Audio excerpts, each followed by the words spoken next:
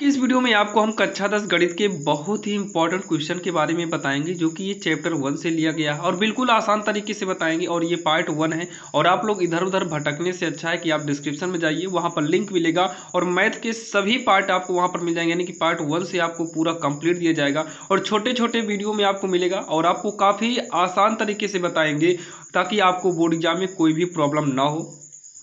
तो आप लोग डिस्क्रिप्शन में जाइएगा। देखिए, इधर उधर हमें पढ़ने से अच्छा है कि एक लाइन से पढ़े, क्योंकि ये जब आप एक लाइन से पढ़ेंगे तो आपको पता भी चलता है कि हाँ हमने कितना पढ़ा है। तो अगर ये वाला वीडियो आपको अच्छा लगे तो डिस्क्रिप्शन में जाइएगा, वहाँ पर सभी जो है चैप्टर के मोस्ट इंपॉर्टेंट क्वेश्चन आपको दिए गए हैं, वहाँ पर लिंक के रूप में होगा, उसे क्लिक करके आप सारे वीडियो को लाइन से देख सकते हैं। तो चलिए यहाँ पर देखिए, और काफ़ी आसान तरीके से बताएंगे। अगर आप पढ़ने में भी कमज़ोर हैं तो आपके समझ में आएगा।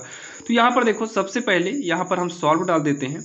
ये बोला क्या है, निम्न संख्याओं को अभाज्य गुणनखंडों के रूप में व्यक्त करना है, जो कि ये ओएमआर यानी कि विकल्प वाले में ज़्यादातर पूछता है।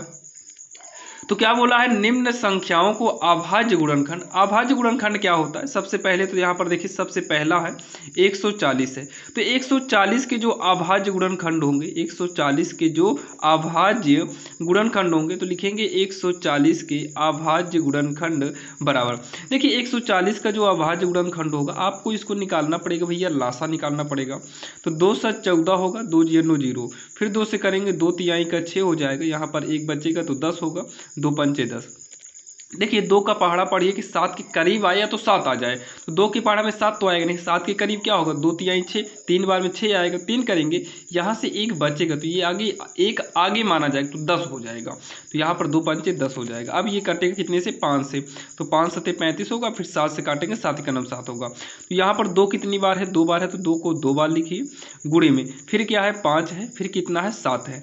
तो इसी के नीचे लिखिएगा 2 का स्क्वायर, क्योंकि 2 बार है तो 2 का स्क्वायर हो जाएगा, 5 गुणे 7, यही इसका जो है आंसर होगा। यानी कि इसमें जो अभाज्य गुणनखंड है वो होगा 2 का स्क्वायर गुणे 5 गुणे 7, जो कि काफ़ी आसान था और आपके समझ में भी आया होगा।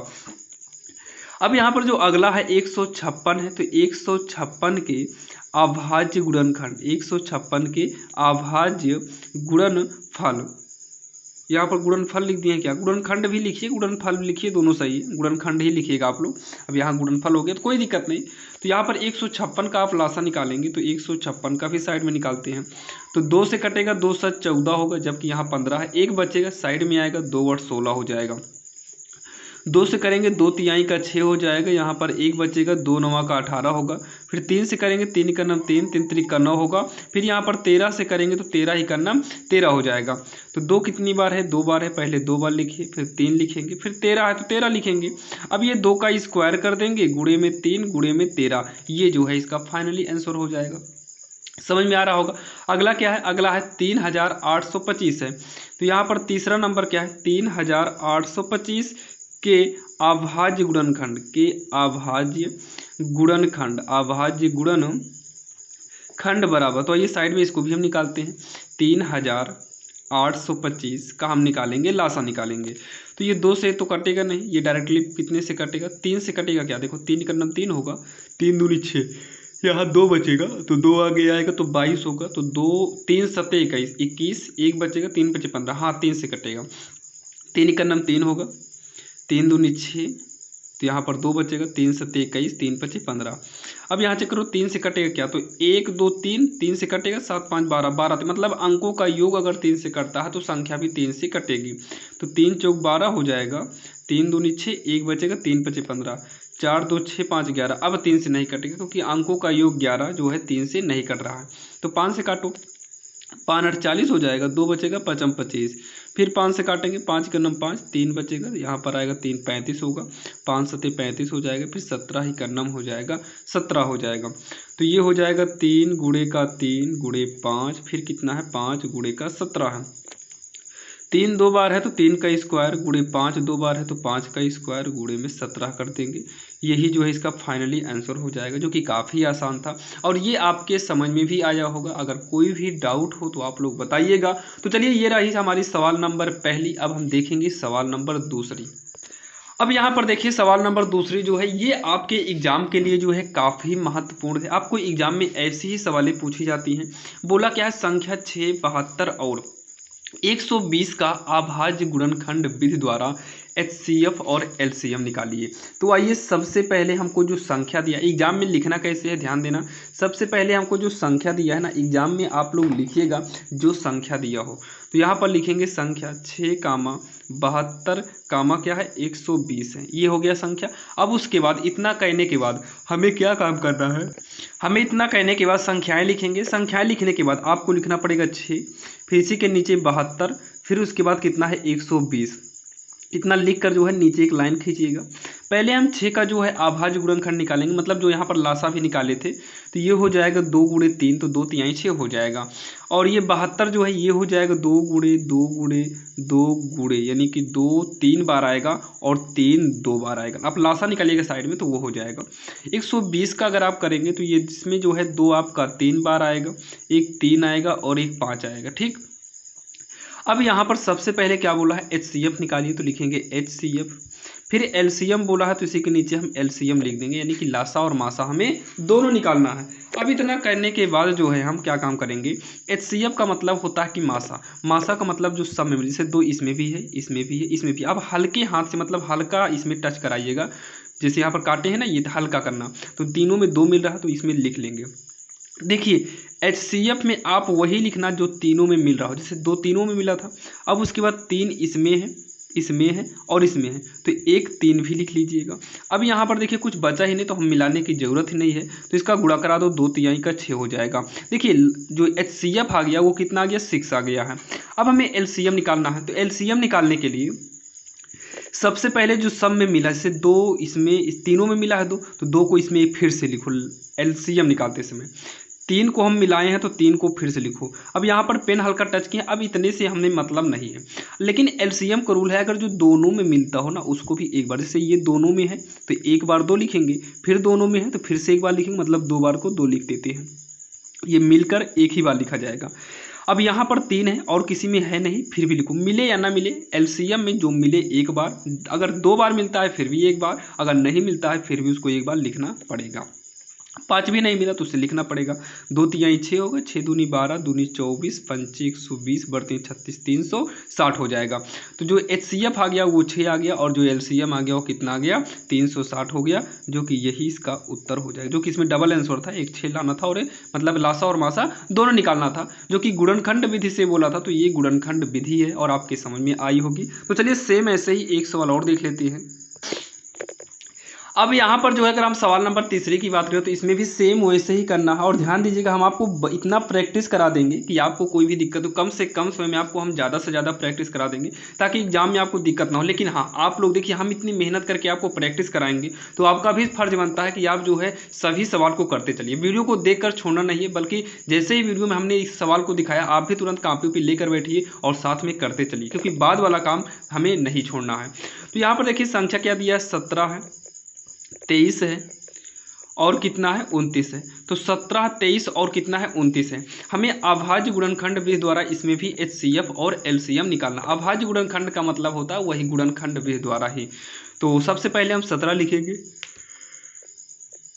फिर उसके बाद हम 23 लिखेंगे, फिर उसके बाद 29 लिखेंगे।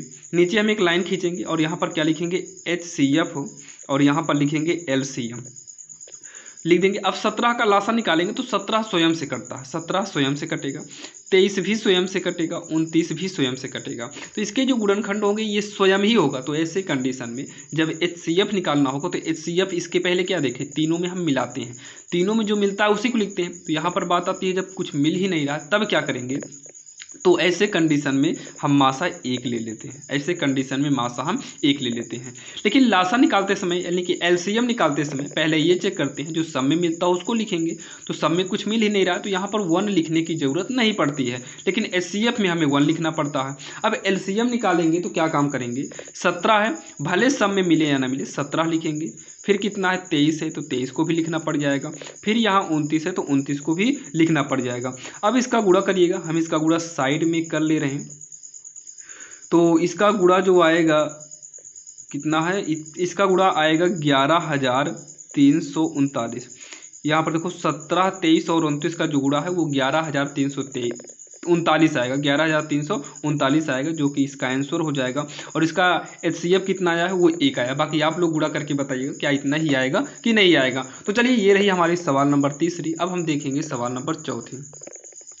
अब यहाँ पर देखिए हम आपको जो है 2 सवाल और बताएंगे। यहाँ पर जांच कीजिए कि क्या किसी प्राकृतिक संख्या n के लिए संख्या 6 की पावर n अंक 0 पर समाप्त होता है कि नहीं। और हम आपको बता दें ये वाली सवाल जो है काफ़ी इंपॉर्टेंट है, क्योंकि आप NCERT बुक खोलेंगे तो NCERT एग्जाम्पल में भी आपको सेम यही सवाल मिलेगी, शायद ये वाली नहीं, आपको इसके जस्ट बाद अभी जो सवाल बताएंगे सेम ऐसे ही सवाल है, तो वो वाली भी दोनों कराएंगे। तब हम मत बोले ना, प्रैक्टिस आपका इतना करा देंगे कि आपको दिक्कतें बाद में पढ़ने की दिक्कत नहीं। वीडियो खत्म होने के बाद आपको मैथ ज़्यादा पढ़ने की जरूरत ही नहीं पड़ेगी, बस आप सवाल को लगाते चलिए बस, क्योंकि जो समय आप इसमें दे रहे हैं बस इतना ही काफ़ी है। बस आप समय डेली दीजिएगा, निरंतर दीजिएगा बस, क्योंकि ज्ञान तभी हमारा बढ़ेगा जब हम निरंतरता पर ध्यान देंगे तब। जैसे यहाँ दिया है, जांच कीजिए कि क्या किसी प्राकृतिक संख्या n के लिए 6 की पावर n अंक 0 पर समाप्त हो सकती है। तो ध्यान समझना, सबसे पहले ये दिया है प्राकृतिक संख्या n के लिए, तो यहाँ पर हम लिखेंगे प्राकृतिक संख्या n प्राकृतिक संख्या क्या होती है भैया, तो 1 होता है, 2 होता है, 3, 4, ऐसे ही जो है नंबर बढ़ते जाते हैं। यानी कि 1, 2, 3, 4, 5, 6, 7, 8, 9, 10 सभी नंबर हमारे प्राकृतिक संख्या होते हैं। अब उसके बाद बोला संख्या 6 की पावर n, तो यहाँ पर लिखेंगे संख्या 6 की पावर n, ऐसे ही लिखेंगे संख्या 6 की पावर n। तो हाँ यहाँ पर थोड़ा आपको एरो लगा देना होगा, ऐसे ही जैसे हम लगाए हैं। बोला है अंक 0 पर समाप्त हो सकता है कि नहीं, ये हमें जांच यानी कि सिद्ध करना है कि क्या 0 पर समाप्त होगा कि नहीं। यहाँ पर थोड़ा दिक्कतें हैं, कैसे 0 होगा, मतलब इसका मतलब नहीं समझ में आया होगा तो समझना। सबसे पहले संख्या n दिया था, फिर यहाँ पर संख्या दिया है। अब इसका क्या काम करना कि 6 लिखना, n के स्थान में पहले 1 रखो, नीचे 6 लिखो, अब n के स्थान पर 2 लिखो, पावर में ही आएगा। फिर 6 लिखो, n के स्थान पे 3 लिखो, फिर 6 लिखो, n के स्थान पे 4 लिखो, मतलब ऐसे ही लिख दो 3, 4। तो हम यहाँ पर 4 तक लिखेंगे, 4 ही लिखेंगे, 3 तक भी लिखते हैं तो कोई दिक्कत नहीं। 6 की पावर 1 का मतलब 6, 2 का पावर है मतलब 6 की पावर 2 है तो 6 को 2 बार लिखिए, 6 की पावर 3 है तो 6 को 3 बार लिखिए। जैसे हम घर निकालते हैं वैसे यहाँ पर 4 बार लिख देंगे, ठीक है, इतना समझ में आया होगा। तो ये 6 आएगा, ये 6 छंग 36 आएगा, ये 6 छंग 36, 6 का 216 हो जाएगा, और ये हो जाएगा 1296 हो जाएगा इसका गुणा। तो यहाँ पर आपको ऐसे ही जो है 1 2 डाट मार देना होगा, सेम ऐसे ही हम अनंत तक करेंगे। तो यहाँ पर देखिए बोला क्या था, जांच कीजिए कि क्या किसी प्राकृतिक संख्या n के लिए 6 की पावर n जो है अंक 0 पर समाप्त हो सकता है। इसका मतलब है कि अगर हम 6 की पावर में 1 करें, 6 की पावर में 2 करें, 6 की पावर में 3 करें, 6 की पावर में 4 करें, तो क्या इसको सॉल्व करने पर इकाई अंक मतलब लास्ट में 0 आएगा। तो इसमें देखिए 6 आया, इसमें भी 6 आया, इसमें भी 6 आया, इसमें भी 6 आया, मतलब 0 नहीं आया। तो यहाँ पर हम लिखेंगे लास्ट में अतः नहीं। ये क्या बोला था क्या, यानी कि हाँ या नहीं में जवाब दो तो नहीं, तो उसके बाद लिखेंगे नहीं, 6 की पावर n अंक 0 पर समाप्त नहीं हो सकता, अंक 0 पर समाप्त नहीं हो सकती है, नहीं हो सकती है। यही हो जाएगा इसका आंसर। बाकी यही हमें जांच करना था, जो कि काफ़ी आसान था और आपको समझ में भी आ गया होगा। तो चलिए सेम ऐसे ही एक सवाल और देख लेते हैं और आप लोग उसको करिएगा ज़रूर। अब यहाँ पर देखिए जो 5वें नंबर सवाल है, सेम वैसे ही सवाल है, सेम वैसे ही सवाल है, तो आप लोग घबराइएगा नहीं, इसमें भी सेम वैसे ही करना है। सबसे पहले बोला है ना ये भी किसी प्राकृतिक संख्या n के लिए, तो यहाँ पर हम लिखेंगे प्राकृतिक संख्या n बराबर क्या लिखेंगे 1 2 3 4, बाकी और भी ले सकते हैं, बाकी इसमें भी हम 4 तक ही लेंगे, डैश डैश मार देंगे। अब उसके बाद यहाँ पर जो संख्या दिया है उसको लिखेंगे, संख्या क्या दिया है, इसमें 4 की पावर n दे दिया है बराबर, यानी कि यहाँ पर एरो लगाना है। अब यहाँ पर क्या करेंगे, 1 रखेंगे, फिर 2 रखेंगे, फिर 3 रखेंगे, फिर 4 रखेंगे, इसमें भी हम 4 तक ही लिखते हैं। तो 4 1 बार, यहाँ 4 2 बार, और इसमें 4 कितनी बार 3 बार, और इसमें 4 कितनी बार 4 बार। तो ये हो जाएगा 4, फिर 4 चौक 16 होगा, 4 चौक 16 चौको 64 हो जाएगा। तो ये होगा 4 चौक 16 चौको 64 चौका हो जाएगा, 4 चौक 16, 4 छंग 24 25, 500 मतलब 256 हो जाएगा। जो कि अंक क्या बोला है 0 पर समाप्त हो सकता है कि नहीं। तो यहाँ पर हम लिखिए 0 कहीं आया है, नहीं आया है, तो यहाँ पर भी लिखेंगे अतः, क्या लिखेंगे, इसमें भी हम लिखेंगे अतः नहीं अंक 0 पर समाप्त नहीं हो सकता है, अंक शून्य पर समाप्त तो नहीं हो सकता, मतलब ये भी आपका जो है अंक 0 पर समाप्त तो नहीं होगा। तो आपके समझ में आ गया होगा। आज के इस वीडियो में हमने आपको जो है आज के इस वीडियो में 5 सवाल बताए हैं जो कि एग्जाम के लिए काफ़ी इंपॉर्टेंट है, जो कि ये पार्ट नंबर 1 था। आपको हम पार्ट 2 में भी चैप्टर 1 का बताएंगे, बाकी पार्ट 2 में जितने बता देंगे। अगर पार्ट 1 पार्ट 2 को पढ़ लेते हो तो बोर्ड एग्जाम में चैप्टर 2 में, मतलब चैप्टर 1 में इसके अलावा कहीं और से नहीं आएगा।